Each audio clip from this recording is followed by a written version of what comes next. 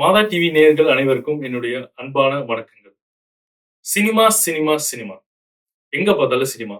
நம்ம வாழ்க்கையில இப்ப சினிமாங்கிறது ஒரு முக்கியமான பங்கா அமைஞ்சிருக்கு. அப்படிப்பட்ட சினிமா துறையில ஒரு கிறிஸ்துவ படம் ஆஸ்கர் விருதுக்கு நியமிக்கப்பட்டிருக்கு அப்படின்னு சொன்னா நம்புவீங்களா? வேட்டிகன் சிட்டில இந்த படம் திரையிடப்பட்டிருக்கு அப்படின்னு சொன்னா நம்புவீங்களா? 120க்கும் மேற்பட்ட சர்வதேச திரைப்பட விருதுகள இந்த படம் பெற்றிருக்கு அப்படின்னு சொன்னா நம்புவீங்களா? அதோட மேல 2024ஆம் ஆண்டுடைய சிறந்த கிறிஸ்துவ படமா இந்த படம் அங்கீகாரம் பெற்றிருக்கு. இந்த படத்துடைய பெயர் ஃபேஸ் ஆஃப் த ஃபேஸ்லெஸ். முகம் இல்லாதவர்களுக்கு முகமாக. இந்த படத்தை பத்தி சுவாரஸ்யமான விஷயங்களை நம்மளோட பகிர்ந்து கொள்றதுக்கு நம்மளோட இன்னைக்கு இணைஞ்சிருக்கிறது Don Bosco International Media Academy இயக்குனர் அருள் தந்தை ஜான் பால் சுவாமிநாதன் அவர்கள் நம்மளோட இன்னைக்கு இணைஞ்சிருக்கிறார். வணக்கம். வணக்கம்.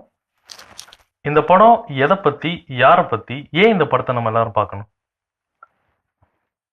ஒரு 30 வருடங்களுக்கு முன்பாக இந்தியாவில் உள்ள ஒரு சின்ன கிராமத்துல நடந்த ஒரு உண்மை சம்பவத்தின் அடிப்படையில உருவாக்கப்பட்டது தான் the face of the faceless. இந்த கதை யாரை பற்றியது என்றால் அருட்சகோதரி ராணி மரியாவை பற்றிய மிகவும் ஒரு அற்புதமான படைப்பு. இந்தியாவை பொறுத்தளவு மிக அதிக பொருட்செலவோடு உருவாக்கப்பட்ட மிகவும் அருமையான படம் இது. அது மட்டும் இல்லை, இந்த படம் ஒரு அருட்சகோதரியை பற்றி இருந்தாலும் இந்த படம் ஒரு கிறிஸ்தவர்களுக்கு மட்டும் உரியதாக இல்லாமல் அவர்களை மனதை தொடக்கூடியதாகவும் அவர்களுடைய வாழ்க்கையை புரட்டி போடக்கூடியதா ஒரு செய்தியை சொல்வதாகவும் இந்த படம் இருக்கிறது. ஓகே, அந்த செய்தியை பத்தி கொஞ்சம் தெரிஞ்சுக்கலாமா? அப்படி என்ன செய்தி இந்த படத்துல சொல்லியிருக்காங்க? எல்லாரையும் அன்பு செய்யுங்க, எல்லாரையும் மன்னிங்க அப்படின்னு நம்ம ஒரு சொல் வழியாக சொல்வது மிகவும் எளிது. ஆனா நம்ம சொன்னதை நம்மளுடைய வாழ்க்கையில நடைமுறைப்படுத்தணும்னா அது மிகவும் கடினமானது. இந்த படத்துல முக்கியமான ஒரு கருத்து என்னவென்றால் மன்னிப்பு. ஒருத்தவங்க நமக்கு மிகவும் கொடுமையான ஒரு செயலை செய்திருந்தாலும் அவரை மன்னித்து அவர்களை நம்மோடு ஒருவராக இணைத்துக் கொள்வது, அந்த ஒரு முக்கியமான ஒரு கஷ்டமான நம்ம வாழ்க்கையில கஷ்டமா எதை நம்ம நினைக்கிறோமோ அதை முடியும் அப்படின்னு இந்த படத்துல அவங்க சொல்றாங்க. இது உண்மையிலேயே நடந்திருக்கு. பெற்றெடுத்த தாய் சகோதரி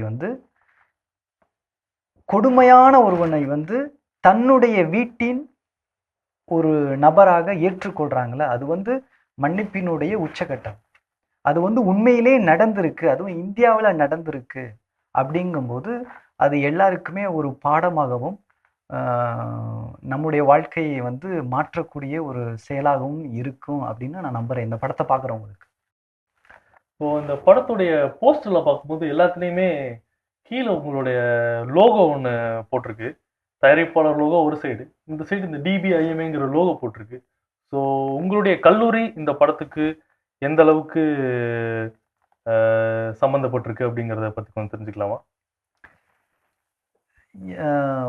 கிட்டத்தட்ட ஒரு 4-5 ஆண்டுகள் இருக்கும் என்று நான் நினைக்கிறேன். இந்த படத்தினுடைய தயாரிப்பாளர் டாக்டர் சாண்ட்ரா மற்றும் டாக்டர் செய்சன் 2 பேரும் பாரிநகரிலே என்னை சந்திப்பதற்காக வந்திருந்தார்கள். அப்போ இந்த நாங்கள் லூர்து மாதா காட்சி கொடுத்த இடத்துக்கு போகணும் ஃபாதர் அப்படின்னு சொல்லிட்டு என்கிட்ட சொன்னாங்க. நான் சொன்னேன், யார் இந்தியாவிலேருந்து வந்தாலுமே என்கிட்ட முதல்ல கேட்குறது லூர்து மாதாவை போய் பார்க்கணும் அப்படிங்கிறது தான். அப்படி இருக்கும்போது எல்லாரும் போல அவங்களும் கேட்குறாங்க, கூப்பிட்டு போகலாம் அப்படின்னு என்று நான் நினைத்தேன். பட்டு அங்கே போகும்போது தான் அவர்கள் சொன்னார்கள், ஃபாதர் நாங்கள் எதற்காக போகின்றோம் என்றால் நாங்கள் ராணி மரியா என்ற ஒரு சகோதரியை பற்றி ஒரு படம் செய்யலாம் என்று இருக்கின்றோம். இந்த படத்தை டாக்டர் செய்சன் பல ஆண்டுகள் இதை எப்படியாவது இதை தயாரிக்க வேண்டும், இதை இயக்க வேண்டும் என்று அவர் பல்வேறு நபர்களை போய் சந்திச்சிருக்காரு. ஆனால் யாருமே அதற்கு கை கொடுக்கல. நிறைய பேர் இந்த கதையை கேட்க கூட விரும்பல. ஏன்னா எல்லாருமே அருட்சகோதரி ராணி மரியான்னு சொன்ன உடனே இது ஒரு கிறிஸ்துவ படம் அப்படின்னு சொல்லிட்டு அதை மூடியிருக்காங்க.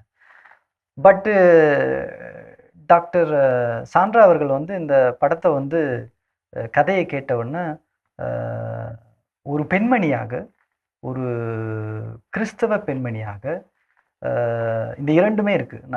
முதல்ல நான் சொன்னது வந்து பெண்மணி, அதன் பிறகு கிறிஸ்தவ பெண்மணி. இ இந்த படத்துக்கு கண்டிப்பா ஒரு உயிர் குடுக்கணும்னு சொல்லி, அவங்க வாழ்க்கையில அவங்க கஷ்டப்பட்டு சம்பாரித்த அனைத்து பணங்களையும் அதுல முதலீடாக செய்து, இந்த படத்த வந்து எடுக்கணும்னு சொல்லி முடிவு பண்ணி, அன்னையினுடைய ஆசீர்வாதத்தை வாங்க வேண்டும். அவங்களுடைய ஆசீர்வாதம் எங்களுக்கு இருந்தா மட்டும் தான் இந்த படத்த நாங்க செஞ்சு முடிக்க முடியும். அப்படிங்கிறதுக்காக மாதாவ பார்க்க போறாங்க அப்படிங்கிறது அவர்களோடு பேசிய பிறகு தான் எனக்கு தெரிய வந்தது. அதன் பிறகு இவ்வளவு ஆர்வம் கொண்ட இவர்களுக்கு எங்களால் முடிந்த உதவியை செய்ய வேண்டும் என்று நாங்கள் ஆசைப்பட்டோம். அதற்கான உதவிகளை நாங்கள் எப்பொழுதெல்லாம் முடிந்ததோ அப்பொழுதெல்லாம் செய்தோம். இது உண்மை சம்பவம்னு சொல்லும்போது இன்னொரு ஒரு கேள்வி எழுது. ஸோ எந்த அளவுக்கு இந்த படத்துல உண்மை சம்பவங்களை வந்து சார்ந்து படம் தயாரிச்சிருக்காங்களா, இல்ல கொஞ்சம் கொஞ்சம் உண்மை கலந்துருக்கா, இல்ல முழுவதுமாவே நடந்ததை தான் படமா எடுத்திருக்காங்களா? இன்னும் இந்த இந்த படத்தை வந்து முதல்ல நான் வந்து 2 பேரை பற்றி இந்த படத்துல நான் கண்டிப்பா பேசி ஆகணும். முதலாவதாக இந்த படத்தினுடைய இயக்குனர். இந்த படத்துக்காக பல வருடங்கள் வந்து டாக்டர் செய்சன் அவர்கள் வந்து பல்வேறு ஆராய்ச்சிகளை மேற்கொண்டு திரைக்கதையை வந்து மிகவும் அருமையாக அவர் வந்து அமைத்திருக்கிறார். இன்னொரு முக்கியமான ஒரு செய்தி என்னன்னா, இது வந்து ஒரு அருட்சகோதரி வாழ்க்கையில நடந்த ஒரு சம்பவம். அந்த அதிக செலவுள்ள படத்தை அதிக பணம் செலவிட்டு இதை தயாரித்தது வந்து ஒரு பெண்மணி, டாக்டர் சாண்ட்ரா டிசூசா ராணா அவர்கள் இந்த படத்தை வந்து தயாரித்து உள்ளார்கள். இது இது இது வந்து என்னன்னா, நம்ம பார்க்கிறவர் எல்லாரையுமே ஒரு 10ஓடு 11ஆக எண்ணிக்கொண்டு பார்க்கும் படமாக இல்லாமல் நம்மளுடைய மனதை தொடக்கூடிய ஒரு படமாக இருக்கும். அது மட்டும் இல்லாமல் நம்மளுடைய திரையரங்கை விட்டு நம்ம வெளில வரும்போது நம்முடைய வாழ்க்கையிலையும் ஏதாவது நம்மளும் செய்யணும் அப்படிங்கிற ஒரு ஆர்வத்தை தூண்டக்கூடிய ஒரு படமாகவும் இது கண்டிப்பாக இருக்கும். நம்ம ஊர்ல இருக்கிற இந்த சமூக பிரச்சனை, அரசியல் ரீதியான பிரச்சனைகள்லாம் வச்சு பார்க்கும்போது அது எந்த அளவுக்கு இந்த படத்துக்கு ஒரு தடையா இருந்ததா, இல்ல ஒரு சப்போர்ட்டாவும் வந்ததா, அதை பத்தி கொஞ்சம் சொல்ல முடியுமா? இந்த படத்துல எனக்கு நீங்க நம்மளுடைய பின்புறத்துல ஒரு படத்தை வந்து நம்ம பார்க்குறோம். இந்த படத்துல பாத்தீங்கன்னா எல்லாருமே இந்த படத்தை பார்த்தோன்னே அவங்களுக்கு இது வந்து ஒரு அருட்சகோதை பற்றிய கதை மட்டும் இது இருக்காது அப்படிங்கிறத புரிய வைக்கும். ஏன்னா ஒரு புரட்சி செய்யக்கூடிய ஒரு பெண்மணியாக இந்த ஒரே ஒரு படத்துல வந்து அவங்க சித்தரிச்சிருக்காங்க. இது படம் ஃபுல்லா நம்ம பார்ப்போம். இந்த படத்துல வந்து இந்த படம் பார்க்குறவங்க எல்லாருமே சொல்லுவாங்க, இது கிறிஸ்தவர்களுக்காக உருவாக்கப்பட்ட படம் இல்லை. இது வந்து யார் வேணாலும் எல்லா மதத்தை சேர்ந்தவர்களும் பார்த்து இந்த படத்தின் மூலமாக தங்களுடைய வாழ்க்கையில நிறைய விஷயங்களை கற்றுக்கொள்வதற்கான பல்வேறு உண்மை சம்பவங்களை அடிப்படையாக வைத்து உருவாக்கப்பட்டிருக்கு. நிறைய பேர் என்னோட இந்த படத்தை பார்த்தவங்க எல்லாருமே வந்து கிறிஸ்தவர்கள் அல்ல, மற்ற மதங்களையும் சில பேர் மதத்தை பின்பற்றாதவர்களும் தான் இந்த படத்தை பார்த்தாங்க. ஆனால் எல்லாருக்குமே இந்த படம் பிடிச்சிருந்துச்சு. ஒரு 80% மேலாக இந்த படத்தை பார்த்துட்டு வந்தவங்க எல்லாரும் அழுகையோடு வந்தார்கள். அவர்கள் மனதை வந்து தொற்றுது. எனக்கு என்ன ரொம்ப ஆச்சரியமாக இருந்தது என்றால், நிறைய பேருக்கு வந்து மொழி தெரியாது, அவர்களுக்கு தமிழ் தெரியாது, இருந்தாலும் அவர்களையும் இந்த படம் தொட்டுள்ளது. உணர்ச்சிகள் பத்தி பேசும்போது மக்களோட மக்களா அந்த படத்தை பார்க்கும்போது அவங்களுடைய ரியாக்ஷன்லாம் எப்படி இருந்தது? என்னோட இருந்த மக்கள், என்னோட இருந்த பணி செய்வர்கள் பார்த்ததை விட என்னுடைய அனுபவத்தை நான் சொல்றேன். எனக்கு வந்து அருட்சகோதை ராணி மரியாவை பற்றி தெரியாது. எப்பொழுது நான் முதல் முறையாக இதனுடைய இயக்குனரையும் தயாரிப்பாளரையும் நான் பாரி நகரிலே சந்தித்தனோ அப்பொழுதுதான் இதனுடைய ஸ்கிரிப்டை நான் படித்த பிறகு அவர்களுடைய வாழ்க்கையை பற்றி தெரிஞ்சுக்கிட்டேன். அதன் பிறகு படத்துல பார்க்கும்போது தான் உண்மையிலே ஒரு பயணித்த ஒரு அனுபவத்தை வந்து எனக்கு கொடுத்தது. அப்பொழுதுதான் என்னுடைய உணர்வு என்னவென்றால், இந்தியாவில் மட்டுமல்ல எல்லா நாடுகளிலுமே பல்வேறு பணிகளிலே, பல்வேறு துறைகளிலே பல்வேறு மக்கள், அவங்க வந்து அருட்சகோதரியாக இருக்கலாம், இல்லை ஒரு குருவானவராக இருக்கலாம், இல்லை ஒரு பள்ளி ஆசிரியராக இருக்கலாம், இல்லை ஒரு கடையில் வேலை செய்கிற சாதாரண ஒரு தொழிலாளியாகவும் இருக்கலாம், யார் வேணாலும் இருக்கலாம். எல்லாருமே அவங்கவங்க இடத்துல இருந்து குரலை ஒதுக்கப்பட்டவர்களுக்காக கொடுக்குறாங்க அப்படிங்கிற ஒரு உணர்வையும் ஒரு ஒரு பாதிப்பையும் எனக்கு ஏற்படுத்துச்சு. நீங்க சொல்ற விஷயங்கள்லாம் ரொம்ப சுவாரஸ்யமான விஷயங்களா இருக்கு இந்த படத்தை பத்தி. இதெல்லாம் தாண்டி இந்த படம் என்ன உணர்ச்சியை தூண்டுது அப்படின்னு நினைக்கிறீங்க? இந்த படம் யார் யாரெல்லாம் இதை பார்க்குறாங்களோ அவங்க எல்லாருக்குமே ஏதாவது ஒரு இடத்துல ஒரு தீமையோ அநீதியோ நடக்குது அப்படின்னா அதற்கு எதிராக குரல் கொடுக்கணும் அப்படிங்கிற ஒரு வீரத்தை நம்மளை அறியாமையே நமக்குள்ள வந்து அதை தோண செய்யுது. அதான் ஒரு முக்கியமான ஒரு உணர்வாக நான் இதை நான் பார்க்குறேன். ஏன்னா இந்த அருட்சகோதரி வந்து ஒரு சாதாரண இடத்துல இருக்கிறாங்க. ஆனால் அவங்க நிறைய இடங்கள்ல பார்த்தீங்கன்னா ஒரு தீமை நடக்குது அப்படின்னா ஒரு மனிதனாக அதற்கு எவ்வாறு தன்னுடைய எதிர்ப்பை தெரிவிக்கணுமோ இல்லை யாருக்கெல்லாம் குரல் இல்லாமல் நசுக்கப்படுகிறார்களோ அவர்களுக்கு கை கொடுக்கணும் அப்படிங்கிற உணர்வை வந்து நம்மளை அறியாமையே இது தோணுச்சுது. அதான் ஒரு முக்கியமான உணர்வை நான் பார்க்குறேன் இந்த படத்துல. இந்த படம் வாங்கின விருதுகளை பத்தி கொஞ்சம் பேசணும். ஆஸ்கருக்கு தேர்ந்தெடுக்கப்பட்டிருக்கு, வேட்டிகன் சிட்டிலே இந்த படம் திரையிடப்பட்டிருக்கு. அப்போ 120க்கு மேல அவார்டு வந்து அது சர்வதேச திரைப்பட விருதுகள் வாங்கியிருக்கு. ஸோ ஒரு திரைப்பட கல்லூரியின் இயக்குனராக இந்த விருதுகள் வாங்குவதுங்கிறது ஒரு எளிதான விஷயங்கள் கிடையாது. அதுவும் ஆஸ்கருக்கு குவாலிஃபை ஆகுது அப்படிங்கிற பட்சத்துல அது ஒரு பெரிய விஷயம். ஸோ அதெல்லாம் பத்தி என்ன நினைக்கிறீங்க? இந்த படத்துடைய ஒரு மதிப்பு என்னங்கிறத நினைக்கிறீங்க? இந்த படம் யாரு பார்த்தாலும் இந்த படம் அவர்களுக்கு புரிகிறது. எல்லா இயக்குனருமே என்ன ஆசைப்படுறாங்கன்னா கதை சொல்லணும்னு ஆசைப்படுறாங்க. எல்லாருமே கதை சொல்றாங்க. ஆனா ஒரு சிலருடைய கதை மட்டும் நம் மனதை தொடுகிறது. அதுதான் இந்த படத்தினுடைய சிறப்பு.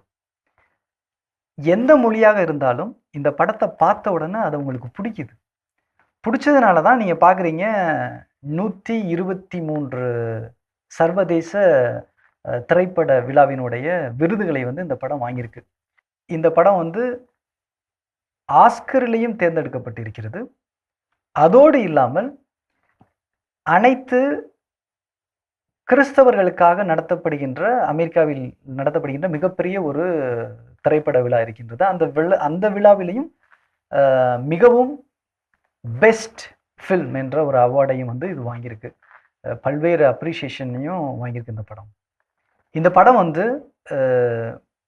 கிட்டத்தட்ட 4 மொழிகளில் உருவாக்கப்பட்டிருக்கிறது. இந்தி மொழியில் இந்த படம் இருக்குது. ஏற்கனவே திரையரங்கில் போய் பல வெற்றிகளை கண்டுள்ளது. மலையாளத்திலும் உருவாக்கப்பட்டுள்ளது. பல மாதங்களுக்கு பிறகாக மாதா டிவியினுடைய உதவியுடன் தமிழிலும் தெலுங்கு மொழியிலையும் இந்த மொழிபெயர்ப்பு செய்யப்பட்டுள்ளது. இந்த படத்தை எங்கெங்கெல்லாம் எப்பப்பெல்லாம் வெளியிடப்படுகின்ற என்ற அறிவிப்பை வந்து மாதா டிவியையும் ரெட் ஜெயண்ட் மூவிஸ் அவர்களும் உங்களுக்கு சீக்கிரம் நேயர்களுக்கெல்லாம் அவங்க அறிவிப்பாங்க. எல்லாரும் குடும்பத்தோட போய் பாருங்க. இந்த படம் சும்மா பார்க்கணும் அப்படிங்கிறதுக்காக நான் பார்க்க சொல்லலை. இந்த படம் கண்டிப்பாக உங்கள் மனதை தொடும். உங்களுடைய வாழ்க்கையில பல மாற்றங்கள் உருவாக்குவதற்கு இது ஒரு விதையாக இருக்கும். ரொம்ப சுவாரஸ்யமான விஷயங்கள் ஃபாதர். இப்போ வந்து படத்துடைய தயாரிப்பை பத்தி கொஞ்சம் பேசணும். இந்த படத்துக்கு தயாரிப்பு எத்தனை நாள் நீடிச்சு, எத்தனை மாசங்கள் ஆச்சு அப்படிங்கறத பத்தி எதுவும் தெரியுமா உங்களுக்கு?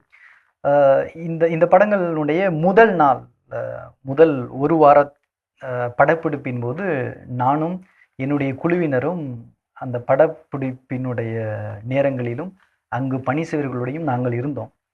அதில் நான் முதல்ல நான் பார்த்த உடனே கண்டுபிடிச்சது என்னன்னா, அந்த படத்தில் வேலை செஞ்சவங்க வந்து கிட்டத்தட்ட ஒரு 16 வெவ்வேறு மாநிலத்திலிருந்து பணி செய்கிறவர். கிட்டத்தட்ட 150 கலைஞர்களும் 200க்கும் மேற்பட்ட டெக்னீஷியன்ஸும் இந்த படத்தில் வந்து பணி செஞ்சுருக்காங்க. அப்படின்னா பார்த்திங்கன்னா கிட்டத்தட்ட ஒரு 350 பேர், பல பல வாரங்கள், பல மாதங்கள் அவங்க எல்லாரையும் பார்த்துக்கிறணும். அவங்க எல்லாத்துக்கும் அன்னைக்கு தேவையானதை எடுக்கணும். சில நேரங்கள்லாம் அவங்க வெளியில் எடுக்கலான்னு நினைக்கும் போது ஒரே மழை, அப்போ மாற்றி அமைக்கணும். இது மாதிரி பல்வேறு போராட்டங்கள், அதெல்லாம் தாண்டி தான் இந்த படத்தை வந்து அவங்க உருவாக்கியிருக்காங்க. அதனால் இந்த படத்தை நீங்கள் பார்த்தா தான் தெரியும் ஏன் இந்த படம் முக்கியம், எதனால எல்லாருக்கும் இந்த படம் பிடிக்குது அப்படிங்கிறது. இது வந்து நம்மளால சொல்ல முடியாது. பார்க்கும்போது தான் அதனுடைய அனுபவத்தை வந்து நாம உணர முடியும். எல்லா விஷயங்களையும் பத்தி பேசணும். இப்ப இந்த படத்திலே உங்களுக்கு பிடித்த கதாபாத்திரம்? இந்த படத்துல எனக்கு ரொம்ப பிடிச்சது என்னன்னா, இதுல நடித்த பல பேர் நடிப்பவர்கள் அல்ல. சாதாரண கிராமத்துல வாழ்கிற உண்மையான மக்கள். அவர்கள் தான் இதுல நெறைய பேர் நடிச்சிருக்காங்க. ஆனா, அத பார்க்கும்போது, அது வந்து நடிப்பா? இல்ல உண்மையான வாழ்க்கையா? அப்படின்னு நம்மளால பிரிச்சு பார்க்க முடியல. அந்த அளவுக்கு அருமையாக இருக்கிறது. படம் பார்க்கும்போது அந்த ஒரு உணர்வை எல்லாருக்கும் ஏற்படுத்தும் அப்படிங்கிறத நான் நம்புறேன். இந்த படத்த பார்க்கணும் அப்படின்னு நினைக்கிற நம்மளுடைய நேயர்களுக்கோ, இல்ல இந்த படத்த பார்க்கணும்னு விரும்புறவங்களுக்கு எங்க போய் இந்த படத்த பார்க்கறது? முதல்ல வந்து நானுடைய இது தமிழ்நாட்டுல வந்து அ ரெட் ஜெயண்ட் மூவிஸ் வந்து இத வந்து திரையரங்குல வந்து வெளியிடுறாங்க. அதனுடைய உரிமையாளருக்கும், அதனுடைய நிர்வாகிகளுக்கும் முதல்ல என்னுடைய நன்றிகள். அதன் பிறகு இந்த படம் வந்து தமிழ்ல வந்து மொழிபெயர்ப்பு செய்யப்பட்டு, இது தமிழ் மக்களை போய் அடைகிறது என்றால், அதுக்கு முக்கியமான காரணம் வந்து மாதா டிவி தொலைக்காட்சி, அதனுடைய இயக்குனர் தந்தை டேவிட் அவர்கள் மற்றும் எங்களுடைய பள்ளியின் முன்னாள் மாணவர் அருள் தந்தை இம்மானுவேல். இவர்கள் 2 பேர் தான் இந்த படத்தினுடைய முக்கியமான ஒரு நபர்களாக இருக்கிறார்கள். அதன் பிறகு எங்களுடைய பள்ளியினுடைய முகவரியாகவும் பல்வேறு பணிகளை இந்தியாவில் எங்களுக்காக செய்து கொண்டிருக்கின்ற திரு ஜேசு அவர்களும் இந்த படத்துக்காக பல பணிகளை மேற்கொண்டுள்ளார். இதை வந்து பல திரையரங்குல வந்து வெளியிடுறாங்க. நான் ஏற்கனவே சொன்ன மாதிரி இந்த படத்தை வந்து மிக அதிக பொருட்செலவுல ஒரு பெண்மணி வந்து தயாரிச்சிருக்காங்க. அதுவே நமக்கு இந்தியாவில் இருக்க எல்லாருமே கிறிஸ்தவர்கள் எல்லாருமே பெருமைப்படக்கூடிய ஒரு செயலாக நம்ம அதை பார்க்கணும். வரும் மாதங்கள், வரும் ஆண்டுகள்ல பல்வேறு பேர், பெண்ணாகவும் இருக்கலாம், ஆணாவும் இருக்கலாம், யாராவது ஒருத்தவங்க வந்து இப்படிப்பட்ட கதை களங்களை தேர்ந்தெடுத்து அதை வந்து தயாரிச்சு மக்களுக்கு கொண்டு போகணும் அப்படின்னா, இப்போ உருவாக்கப்பட்டிருக்கிற the face of the faceless அந்த படத்தை வந்து நம்ம ஒரு வெற்றி படமாக அதை மாற்றணும். அதை மாற்றினா மட்டும்தான் மற்றவர்களுக்கு வந்து அது ஒரு புத்துணர்வையும் ஒரு ஆர்வத்தையும் வந்து அது கொடுக்கும். அதனால இந்த படத்தை வந்து முதல்ல வந்து நான் ரெட் ஜெயண்ட் மூவிஸ் உரிமையாளருக்கும் நிர்வாகிகளுக்கும் நன்றி சொல்றேன். ஏன்னா இந்த படத்தை வந்து அவங்க பார்த்துட்டு பிடிச்ச உடனே நாங்கள் கண்டிப்பா திரையரங்குல இதை வந்து நாங்கள் வெளியிட்டு தாரோம் அப்படின்னு சொல்லிட்டு முன் வந்தாங்க. ஏன்னா இந்த படங்கள் வந்து இது மாதிரி படங்களை வந்து அவங்க சில பேர் வந்து அந்த போஸ்டரை பார்த்த உடனேயே வேணான்னு சொன்ன ஆட்கள் நிறைய பேர் இருக்கிறாங்க. ஆனா படத்தை பார்த்துட்டு நான் பண்றேன் அப்படின்னு சொன்னவங்க ரொம்ப கம்மி தான். அது மாதிரி முன் வந்தவங்க வந்து ரெட் ஜெயண்ட் மூவிஸ். எல்லாரும் போய் குடும்பத்தோட போய் இந்த படத்தை பாருங்க. அதோடு மட்டும் இல்லாம உங்களால ஒருவேளை திரையரங்குக்கு வர முடியல அப்படின்னா தயாரிப்பாளரையோ இல்லை இயக்குனரையோ தொடர்பு கொண்டு உங்களுடைய பங்குகளை இல்லை உங்களுடைய ஊர்ல இந்த படத்தை வந்து நீங்க காண்பிக்க வேண்டும் நினைச்சீங்கன்னா அப்படிப்பட்டவர்களும் எங்களை தொடர்பு கொள்ளலாம். தொடர்பு கொண்டீங்கன்னா அதற்கான அனைத்து ஏற்பாடுகளையும் செய்து நாங்கள் உங்களுக்கு இந்த படத்தை உங்களுடைய வீட்டுக்கே நாங்கள் கொண்டு வந்து தரோம். முக்கியமாக கிறிஸ்தவர்களாகிய நம்ம எல்லாருமே இப்படிப்பட்ட கதைகளுக்கு வந்து ஆர்வத்தை கொடுக்கணும். நம்மளுடைய இளைஞர்கள் மத்தியில முக்கியமாக நம்மளுடைய குடும்பங்கள்ல இது மாதிரி உணர்வுகளையும் நல்ல பண்புகளையும் இப்படிப்பட்ட படங்கள் மூலமா கத்துக்கிறணும். அதுக்கு ஒரு வாய்ப்பாக இந்த படத்தை நம்ம பார்க்கணும், பயன்படுத்தணும் அப்படிங்கிறது என்னுடைய ஒரு சின்ன வேண்டுகோளா நான் மக்களிடம் தெரிவித்துக் கொள்கின்றேன். ரொம்ப சிறப்பான ஒரு விஷயம் ஃபாதர். இன்னொரு விஷயம் கேள்விப்பட்டது உண்மையான்னு தெரியல. பட் அதை மட்டும் கேட்கலாம்னு நினைக்கிறேன். வட இந்தியால இந்த படத்தை வந்து சமூக ரீதியாகவும் அரசியல் ரீதியாகவும் நிறைய தடைகள் இருந்ததா சொல்றாங்களே, அதை பத்தி ஏதாவது சொல்ல விரும்புறீங்களா? இந்த படம் வந்து ஒரு உண்மை சம்பவத்தை அடிப்படையாக வைத்து எடுக்கப்பட்டிருக்கு. உண்மை சம்பவம் அப்படின்னு சொன்னாலே அது இல்லாம ஒரு 30 ஆண்டுகளுக்கு முன்பாக நடந்த ஒரு உண்மை கதை. அப்படி இருக்கும்போது இந்த படத்துல தொடர்பு உள்ள சில ஆட்கள் இன்னும் உயிரோடு தான் இருக்கிறார்கள். ஆனா இந்த படம் வந்து எந்த ஒரு நேரத்திலேயோ எந்த ஒரு இடத்திலேயோ எந்த மதத்தையோ எந்த தனிப்பட்ட நபரையோ தவறுதலாக எங்கேயுமே சுட்டி காமிக்க இல்லை. அதனால இது யார் வேணாலும் பார்க்கலாம். ஆனா சில பேர் வந்து இந்த கதை தான் அப்படின்னு தெரிஞ்ச உடனேயே இது வந்து அவருடைய சமூகத்தையோ இல்லை அவர்களுக்கோ பாதிப்பை ஏற்படுத்தும்னு சொல்லிட்டு அது வர்றதுக்கு முன்பையே தடுக்கணும்னு நிறைய பேர் நினைச்சிருக்காங்க, தடுக்கவும் செஞ்சிருக்காங்க. ஆனா அதையும் மீறி மக்களாகிய உங்களால இந்த படம் பல பேரை வந்து அது போய் சேர்ந்திருக்கு. மக்களுக்கு தான் நன்றி சொல்லணும். நான் ஏற்கனவே சொன்ன மாதிரி இந்த படத்தை வந்து அவங்க இந்த கதையை சொன்ன உடனேயே இந்த படத்துல நம்மளால முடிஞ்ச உதவியை செய்யணும்னு சொல்லி நாங்கள் ஆசைப்பட்டோம். எங்களால முடிஞ்ச உதவியையும் நாங்கள் செஞ்சுருக்கோம். நிறையா இளைஞர்களை வந்து நம்ம வந்து இந்த திரை உலகத்துல வந்து நம்ம உருவாக்கணும். சும்மா எல்லாரும் மாதிரி படம் பண்ணாம மற்றவர்களுக்கு வந்து ஒரு மோட்டிவேஷனலாகவும் ஒரு உற்சாகத்தையும் மற்றும் என்ன நடந்தாலும் நம்மளாலையும் சாதிக்க முடியும் அப்படிங்கிற ஒரு பாசிட்டிவ் உணர்வை கொடுக்குற மாதிரி படங்களை உருவாக்குறதுக்கு இப்ப இப்ப இருக்கிற இளைஞர்களை வந்து நாம பயிற்சி கொடுக்கணும். அவங்கள வந்து அந்த ஒரு பாதையை நோக்கி அவங்கள வந்து பயணிக்க வைக்கணும். இளைஞர்கள் வந்து எப்பவுமே நம்ம வந்து குறை சொல்லிக்கிட்டே அவங்க வந்து எப்பவும் ஃபோனை நோண்டிக்கிட்டு இருக்காங்க, இல்லை படம் பார்க்குறாங்க, இல்லை அவங்க சும்மா சுத்திட்டு இருக்காங்க அப்படிங்கிற சொல்றத வந்து நம்ம குறைத்துட்டு அந்த இடத்துல நம்ம ஒரு இளைஞர்கள் இப்போ இப்போ ஒரு ஒரு படம் நம்ம ஒன்று ஒன்று இளைஞர் ஒருத்தர் ஒரு ஃபோன் வந்து பார்க்குறாங்க, இல்லை ஏதாவது செய்கிறாங்க அப்படின்னா அந்த கண்டென்ட் கிரியேஷன் எப்படி பண்றது, எப்படி குடுக்குறது அப்படிங்கிறதுக்கு நிறைய பயிற்சிகள வந்து நம்ம குடுக்கணும். அதத்தான் நாங்க எங்க கல்லூரியில நாங்க செஞ்சுட்டு இருக்கோம். அ எங்கனால முடிஞ்ச பணியை தொடர்ந்து செய்வோம் என்று நம்புகிறோம். ரொம்ப நன்றி ஃபாதர். ரொம்ப சந்தோஷம் உங்களை இன்னைக்கு நீங்க இணைஞ்சிருக்குது, ரொம்ப சந்தோஷம். நன்றி. ஸோ இதோடய சேர்த்து எல்லா மக்களுக்கும் மாதா டிவி உடைய நேயர்களுக்கும் இந்த எல்லாரும் ஃபேஸ் ஆஃப் த ஃபேஸ்லெஸ், முகம் இல்லாதவர்களுக்கு முகமாக இந்த படத்தை தியேட்டரில் போய் கண்டிப்பாக குடும்பத்துடன் அனைவரும் கண்டு மகிழுங்கள். உங்களுடன் விடைபெறுவது மாதா டிவி.